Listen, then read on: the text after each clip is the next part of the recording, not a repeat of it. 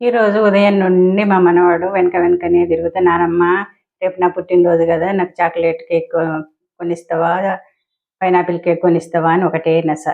నువ్వేదంటే అదే కొనిస్తా కానీ నాన్న, ఉదయం మాత్రం నేను చెప్పినట్టు వినాలే అని చెప్పిన. సరే నానమ్మ అన్నాడు. ఉదయం 6 గంటలకి బాబు నిద్ర లేపి తలకు ఒంటికి నూనె పెట్టి 7 చిరంజీవుల పేర్లు చెప్పిన. 7 చిరంజీవులు ఎవరంటే హనుమంతుడు, విభీషణుడు, కృపాచార్యుడు, పరశురాముడు, అశ్వత్థామ, వ్యాసుడు, బలిచక్రవర్తి. ఈ 7 చిరంజీవులు అంటారని చాగంటి గారు చెప్తే విని గుర్తుపెట్టుకొని నేను అట్లానే చేస్తున్నా. 7 చిరంజీవుల పేర్లు చెప్పి బాబుని ఆశీర్వదించి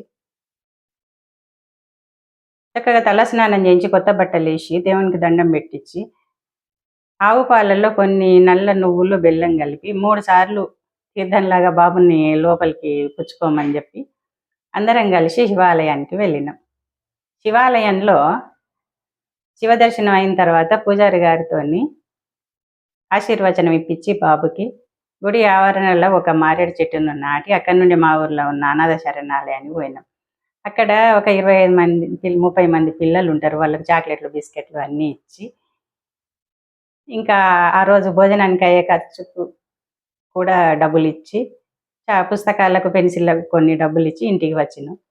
ఇంటికి వచ్చి సాయంత్రం కేక్ తెప్పించినాం కానీ క్యాండిల్ వెలిగించి నోటితోని ఆర్పడం అయితే చెయ్యలేదు. ఎందుకంటే మనది దీపాలు వెలిగించే సంప్రదాయమే కానీ దీపాలను ఆర్పే సంప్రదాయం కాదు కదా శుభ సందర్భాలలో. అందుకని ఒక కేక్ మాత్రమే తెచ్చినాము. బాబుతోని ఆడుకునే మా వీధిలో ఉన్న పిల్లలను పిలిచినాం, చాక్లెట్లు, బిస్కెట్లు ఇచ్చినాము.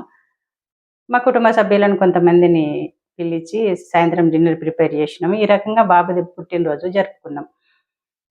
ఇట్లా ఇతర పద్ధతులను మనం అనుసరించినప్పటికీ కూడా మన సనాతన ధర్మంలో చెప్పిన విధంగా, మన హిందూ ధర్మంలో చెప్పిన విధంగా మనం పుట్టినరోజు ఎట్లా జరుపుకోవాలో అట్లా జరుపుకుంటే పిల్లలకు కూడా మొదటి నుండి అట్లనే అలవాటు అవుతుంది. ఒక పవిత్ర భావనతోని పుట్టినరోజు జరుపుకోవాలనే ఆలోచన వస్తుంది కదా వాళ్ళకు. అది మనమే వాళ్ళకు అలవాటు చేయాలి కదా. ఏమంటారు మరి?